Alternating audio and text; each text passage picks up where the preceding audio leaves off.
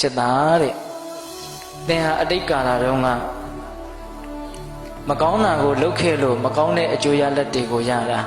အဲ့ဒီမကောင်းတဲ့အကျိုးရလဒ်တွေကိုဘောင်းမဲ့ကြောင့်မကောင်းမှုနဲ့ပြန်ပြီးတော့တုံ့ပြန်ခြင်းရတာလေငကိုယ်တုန်းကမကောင်းလို့အခုမကောင်းတာအခုမကောင်းတာကိုမကောင်းတာကြီးနဲ့တုံ့ပြန်မယ်ဆိုရင်သင်အတွက်ကောင်းစရာအလားအလာမရှိတော့ဘူးဒါကြောင့်ဒီကိစ္စဟာငကိုယ်တုန်းကမကောင်းလို့ငါပေးစားရတဲ့ကိစ္စအကျွေးပေးတယ်လို့သဘောထားပြီးတော့ကြည်ကြည်နက်နက်သာပေးလိုက်ပါပြန်ပြီးတော့ဒီပေးလိုက်တဲ့အတွက်ထပ်ပြီးတော့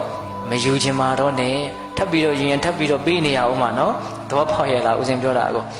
အဲ့ဒါလို့သူ့ရဲ့အတိတ်ဇာတ်ကြောင်းကိုမြတ်စွာဘုရားကပြောပြပြီးတော့ကိုမကောင်းခဲ့လို့မကောင်းတာနဲ့တွေ့ရတာဒါကိုမကောင်းတာနဲ့ပဲပြန်တုံ့ပြန်မယ်ဆိုရင်မကောင်းဆက်မကောင်းတန်တရားသာလဲနေတော့မယ်အဲ့ဒီမှာမြတ်စွာဘုရားကတရားဓမ္မတို့ဦးဇင်းတို့အတွက်မှတ်သားစရာဒေသနာတစ်ခုပြောတယ်ဗျဟောတယ်အဲ့ဒါတော်တော်ကောင်းတယ်ဘာပြောလဲဆိုတော့သူကကိုယ့်ကိုကြမ်းကြမ်းထန်ထန်ပြောလို့ကိုကသူ့ကိုပြန်ပြီးတော့ကြမ်းကြမ်းထန်ထန်ပြောမယ်ဆိုရင်တယောက်ပြီးတယောက်ပြောနေတာနဲ့ဘယ်တော့မှဆုံးတော့မှာမဟုတ်ဘူးတဲ့ဒါကြောင့်မို့လို့သင်သည်အနာပြတ်သောအကြီးကွက်ကဲ့သို့အတန်မရှိသည်ဖြစ်ပြီလောတဲ့မြတ်စွာဘုရားဆုံးမတာနော်ဆိုကြပါစို့ဦးဇင်းတို့ကြီးဖလားလေးတစ်လုံးအနာကကွဲနေတယ်ဆိုတန်းလို့ခောက်လိုက်တယ်ဆိုလို့ရှိရင်အတန်ကခဏနဲ့ရက်သွားရောဟုတ်လားဘာလို့ဆိုတော့အနာကကွဲပြက်နေတာကိုဟုတ်ရလားတကယ်လို့သာကြီးဖလားလေးကအကောင်းလေးဆိုရင်တန်းလို့ခောက်လိုက်ရင်မပြီးနိုင်ဘူးသူကပြန်ပြီးတော့အတန်တွေကထွက်နေတာအဲ့ဒါလို့မပြီးနိုင်မဆုံးနိုင်အတန်တွေထွက်မနေပါနဲ့အနာပြတ်တဲ့ကြီးခေါင်းတော့အနာပြတ်တဲ့ကြီးကွက်ကလေးလို့တစုံတစ်ခုနဲ့ထိခိုက်မိသွားတယ်ဆိုလို့ရှိရင်အတန်ကိုအကြာကြီးမထွက်ပါနဲ့ဟုတ်လားသူကအနာပြတ်နေတာဆိုတော့တကယ်ကောအကြာကြီးထွက်မလားမထွက်ဘူးအဲ့ဒါလိုမျိုးကိုယ့်ရဲ့စိတ်ကိုထိန်းချုပ်နိုင်အောင်ကြိုးစားရမယ်အဲ့တော့ဦးဇင်းတို့ဒီနေရာမှာပြောချင်တာကဘယ်လိုအကြောင်းတရားတွေဘယ်လိုအကျိုးတရားတွေပဲတွေ့ရနောက်ွယ်မှာအကြောင်းတရားတွေဆိုတာရှိနေတယ်ဆိုတာကိုနားလည်ဖို့မလိုဘူးလားလိုတယ်နားလည်ဖို့လိုတယ်ဒါကြောင့်အထူးသဖြင့်မကောင်းတဲ့လောကဓာတ်တွေနဲ့တွေ့လာတဲ့အခါမှာအကြောင်းတရားတွေရှိတယ်ဆိုတာကိုနားလည်ပြီးတော့ကိုယ့်ရဲ့စိတ်ကိုတတ်တာရအောင်ကြိုးစားဖို့မသင့်ဘူးလားသင့်တယ်ဒါအကြောင်းတရားအတိတ်အကြောင်းတရားပေါ့နောက်ပြီးတော့ဦးဇင်းတို့ဖြစ်ရတစ်ခုကိုအခြေခံပြီးတော့အလွန်ကောင်းတဲ့လောကဓာတ်တရားတွေနဲ့တွေ့လာတဲ့အခါမှာအလွန်ကောင်းတဲ့စဉ်းစားဆင်ခြင်နည်းတစ်ခုအဲ့ဒါကိုလည်းပြောခြင်းသေးတယ်အဲ့ဒါကဘာလဲဆိုတော့မြတ်စွာဘုရားလက်ထက်တုန်းကမြတ်စွာဘုရားနဲ့တန်ဃာတော်တွေဟာအလွန်လက်လာပပေါ်ပါတယ်နော်ကြော်စုံမှုလည်းအလွန်ပေါ်တယ်ကြီးမွန်းတန်လည်းအလွန်ရတယ်အလွန်မျက်နှာပွင့်တယ်ပေါ့အဲ့လိုလက်လာပပူဇော်တက်ကာယအထွတ်ထိပ်ရောက်တော့ယူဝါဒတခြားရှိတဲ့နော်တိဋ္ဌိပရပိုက်တွေကတန်ဃာတော်တွေတွေ့လို့ရှိရင်ဘလို့မှသူတို့စိတ်ထဲမှာတိမခံနိုင်ဘူးနော်တိမခံနိုင်တော့ဘာဖြစ်တုံးဆိုတော့တချို့ဆိုရင်တွေ့တဲ့နေရာမှာဆဲတာမျိုးဆိုတာမျိုးစော်ကားတာမျိုးဒါတွေရှိတော့ဒီနေ့တော့မြတ်စွာဘုရားကိုယဟန်တော်တွေကဒလိုပဲအညတရယူဝါဒရှိတဲ့နော်တိဋ္ဌိပရပိုက်တွေကယဟန်တော်တွေကိုဆဲကြတဲ့အကြောင်းနော်လဘတက္ကရာတတိဟုသောအကြောင်းကြောင့်သူတို့တိမခံနိုင်လို့သူတို့တုံ့ပြန်ကြတဲ့အကြောင်းမြတ်စွာဘုရားကိုရှောက်တော့မြတ်စွာဘုရားကအဲ့ဒီမှာဥဒန်းကျိုးတာဦးဇင်းတို့ဥဒန်းပါဠိတော်မှာတွေ့ရတာဒါလေးကယဟန်တော်တွေကိုဓာတ်ရိုက်ဦးဇင်းတို့ဟောတာတော့မဟုတ်ဘူးဥဒန်းကျိုးတယ်ဆိုတာကရှမ်းထွက်လာတဲ့စကားတွေပေါ့ရင်နဲ့မဆန့်လို့ရှမ်းထွက်လာတဲ့စကားပေါ့ပို့ပြီးတော့လေးနဲ့တယ်လို့တောင်ယူဆတရားရှိတယ်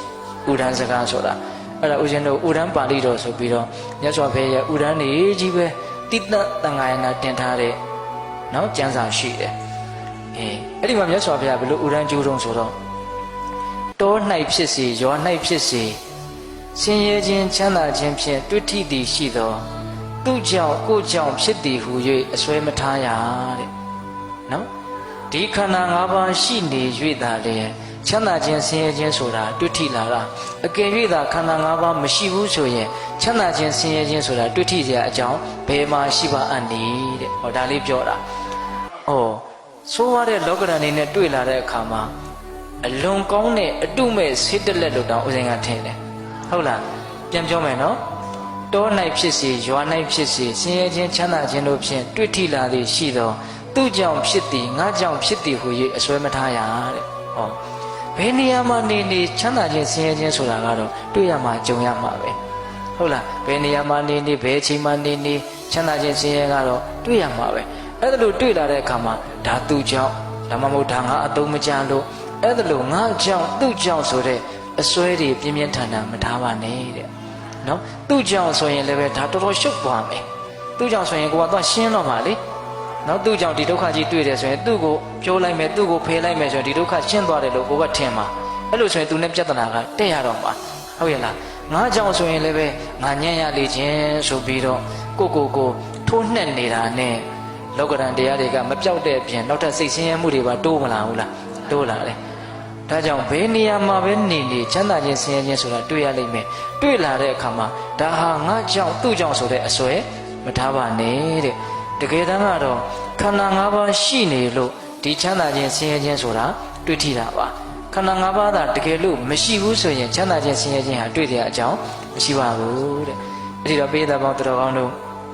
အတိတ်ကာလကအတိတ်ဘဝကပြုခဲ့တဲ့အကုသိုလ်ကံတွေဆိုတာကလည်းအကုသိုလ်ကံတွေเนาะဒါတစ်ပိုင်းတစ်ခါနောက်ပေါ့အခုဒီဥပဒိဆိုတဲ့ဒီခန္ဓာကြီးရှိနေခြင်းဒီပင်လျင်ချမ်းသာခြင်းဆင်းရဲခြင်းတွေ့ထိခြင်းရဲ့အကြောင်းတရားပဲအဲ့ဒါဘယ်လိုညင်းနိုင်မလို့များဘယ်သူမှမညင်းနိုင်ဘူးဟုတ်ရဲ့လားအဲ့တော့ဆိုလိုတာကလူတွေကခက်တာက